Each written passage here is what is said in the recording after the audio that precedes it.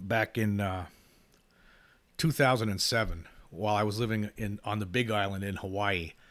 And this incident, I believe, was, after many years of thinking about it, and after hearing about Skinwalker Ranch and the poltergeist activities that accompanied the UFO sightings and UFO activity that was going on at Skinwalker Ranch in Utah, I come to believe that this was whatever happened in Hawaii was basically the same thing that was going on in Utah and Skinwalker Ranch.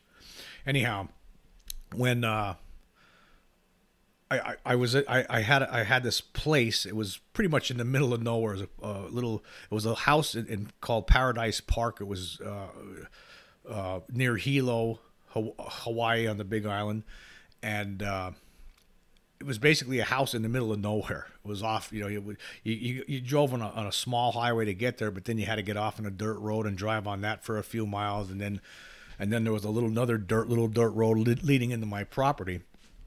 And all the houses in this area are built on stilts, or basically, they're raised up on stilts because it's like tropical rainforest. Rains a lot there, very heavy, so you have all these buildings have to be on stilts. But anyway, from a friend that I had in Hilo, he had a dog he was getting rid of. He had some dogs, and there was this big dog that he had. It was grown. It was still puppy minded, but it was grown, and it was a female dog, and her name was Goldie. And he was going to take it to the pound, unless I wanted it. And I said, okay, I'll take the dog. And this dog was wild. I mean, this dog was pretty uncontrollable. It was very hard to keep her under wraps. Goldie was part Jack Russell Terrier and part whatever else, I don't know. She was a tall dog. She was a big dog, but she had a golden color to her. But I don't know what the other half of her was. But she was a very nice dog. She was friendly, but again, she was very wild. I remember the one time, in fact, I was taking her and the other dog I have to an area near my house, near the ocean, just to take a walk. And this dog, I was driving a couple miles an hour, and she jumped out the window while I was driving. I mean, I was actually thinking maybe I need to take this dog to one of those places that could help train her, because I was having a lot of trouble. I had to work, 10 hours a day and then come home, and I just didn't have the time, I guess, this dog was just so frenetic, right? So, but the one weekend, it was probably a few weeks after I had her, first got her, maybe 3 weeks or a month maybe, and it wasn't that long, and I had to cut the grass around my house. So cutting the grass in Hawaii is not like cutting the grass somewhere else. I mean, you couldn't use a lawnmower. You have to use a weed whacker because the terrain is so rough. It's all lava rock, and like weeds are growing out of it. And you couldn't if you do use a lawnmower, you'd destroy it within 2 minutes. Okay, so I had a weed whacker, but I didn't want to leave the dog in the house because it was so wild. She'd tear the place up, listening to the weed whacker. So unfortunately, I had to bring her outside with me, and I had this long chain. So I connected the chain to her collar and took the other end and wrapped it around one of the posts, one of the stilts that hold up the house, and then clicked it together. The little metal clip. I wrapped it around the post and then clicked it into one of the links, and she was on this chain. Good. I mean, she couldn't get out. She was, trying to tug at it and stuff, especially after I started up the weed whacker. That freaked her out. So I'm start cutting the grass, and she's going crazy on this chain. And I'm like, it's not going to hurt you. Don't worry about it, but this sound of it was just driving her crazy. She's jumping around trying to pull on the chain. So I just tried to ignore it, tried to get done as fast as I could. And I went there's weeds growing under the house. I walked under the house, and I started cutting some of the weeds under the house with the weed whacker. And then I turned my back for like a second. When I turned around, the dog was gone. So naturally, I assumed, well, she must have been so scared and so upset that she ripped the chain and took off. So I had to stop what I was doing and I start looking around. Like, now all around the perimeter of the house was this really dense, low to the ground, like maybe knee high up to chest high, heavy brush, almost gorse like, really dense. It's really hard to try to get walk through this stuff. I mean, you just couldn't. I mean, it's impossible. And anyway, the dog had this chain on her, so I don't see how she could have possibly went in there. But I, and got too far. So I looked all around the perimeter, at this brush all around my property. I couldn't find her. I looked everywhere. I could not find her. And then I walked out to the dirt road, the dirt driveway out to the dirt road that was, outside of that led to my house, and I'm walking up and back and forth on this dirt road, yelling for her. Couldn't find her for an hour. I'm looking around for her. Could not find her. Then I come back to my house and I look around the perimeter again, and all that dense, foliage that's there, and calling her name, she's not coming. And then I started thinking, well, you know what? She might have ran, like, who knows how far she ran.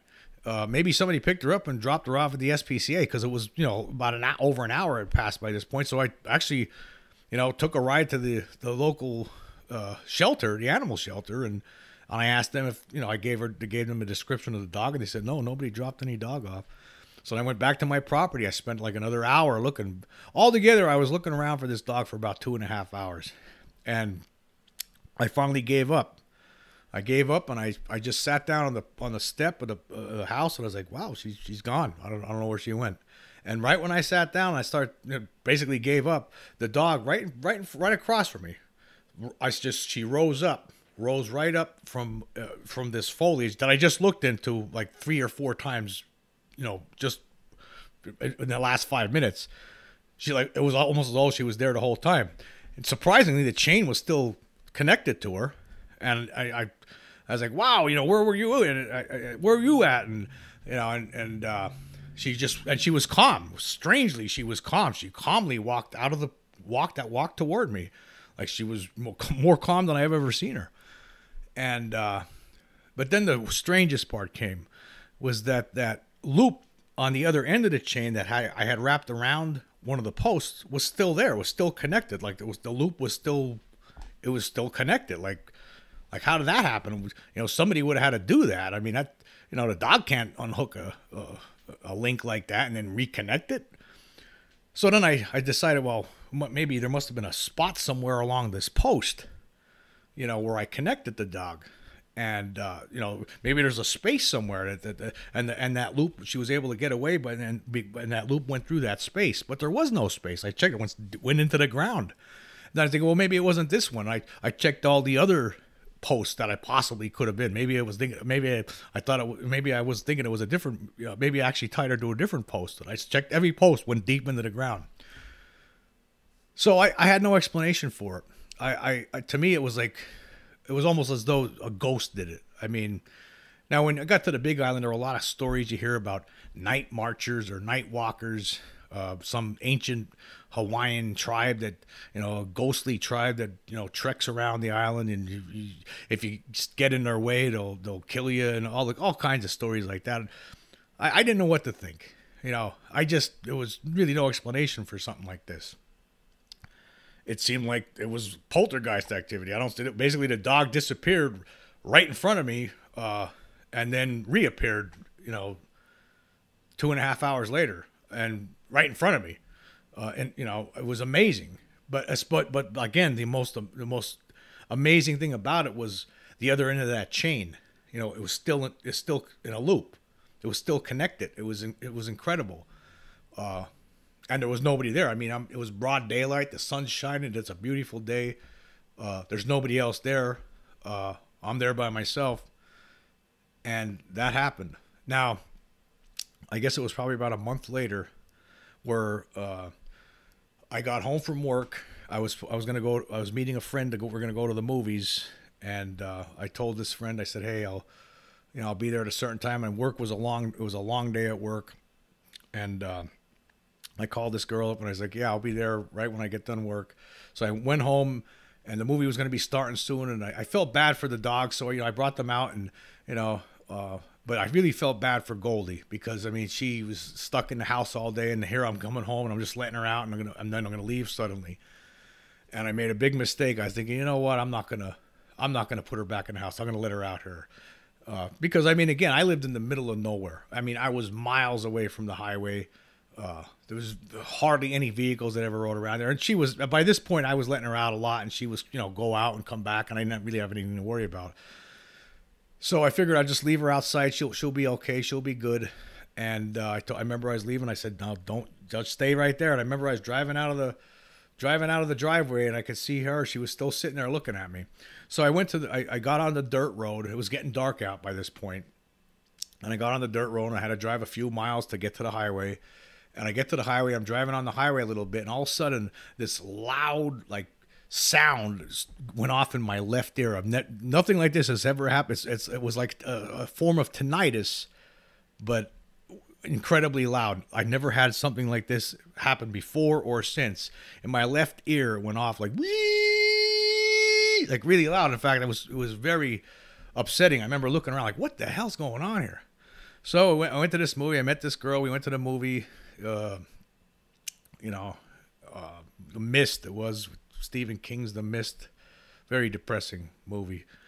Anyhow, I got back home, and I was looking for the dog. The dog's not around anywhere. Can't find her. This was the night before Thanksgiving, and I couldn't find the dog. And I'm calling her for a while, and I just couldn't find her. I was thinking, oh boy, I screwed up. She took off, and who knows where she's at, And the next morning, when it got bright out, I drove around all morning long trying to find her, and then I found her on the highway. She apparently followed my car all the way down that dirt road, all the way to the highway, and then must have got hit by somebody. She was laying on the side of the road. She was dead. It was a terrible Thanksgiving. And I remember that my property would have been too difficult to try to bury her there, so I took her to this girl's house who I'd gone to the movies with the night before, and we buried her on Thanksgiving that day. It was just a sad way to spend Thanksgiving. I still feel terrible about it. I made a mistake. I should never have let the dog out like that. I thought she would have stayed there. I never thought she would have followed me.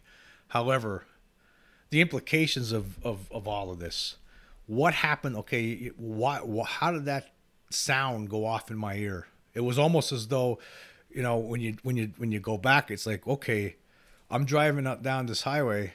The sound goes out. It would have been if she would have followed me to the all the way to the highway, and you time it with when the sound went off in my ear, that would have been okay. She's getting hit by a car right now. It would have coincided with that. She must have followed me all the way to Hawaii and ran out into the highway and got hit by a car.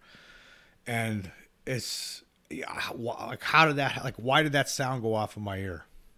Is it something? Was it? Did something happen when she disappeared the month before? Did something happen? Did aliens do something? Or did they have us connected somehow? You wonder what was going on, or was it maybe all of it was poltergeist activity? I think it's all. I think I think all this had something to do with extraterrestrials. I don't know if it was. I just don't think it was poltergeist. I think it was extraterrestrials. After learning about the things that happened at the Skinwalker Ranch, this sounds like the same kind of stuff. These trickster kind of activities. But again, it's very unfortunate how this story ended. It's very troubling. I really like this dog, but and I feel terrible at how it ended. But yeah.